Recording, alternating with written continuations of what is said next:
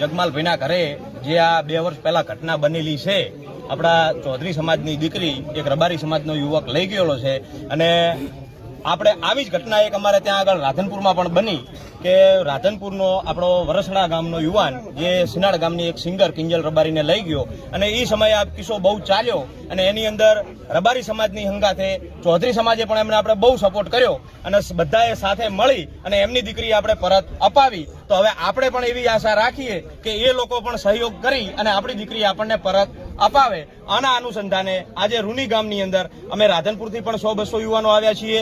રૂની ગામની આજુબાજુના દરેક આપણા સમાજના ભાઈઓ અહીંયા આગળ ભેગા થયા છે અને આજે અમે એક તારીખ નક્કી કરી છે કે 18/3/2026 ગામ રૂની, તાલુકો ભાભર અને જિલ્લો વાવ-થરાદ અહીંયા આગળ ગામની અંદર સગત માતાના મંદિરે આપણે એક વિશાળ સંમેલનનું આયોજન કર્યું છે. તો સમગ્ર ગુજરાતના અખિલ આંજણા ચૌધરી સમાજને નમ્ર વિનંતી કે 18 તારીખે બોળીમાં બોળી સંખ્યાની અંદર સગત માતાના મંદિરે હાજર રહેવા સૌને મારી નમ્ર અપીલ છે. શું નામ તમારું? મારું નામ કલ્પેશભાઈ ચૌધરી.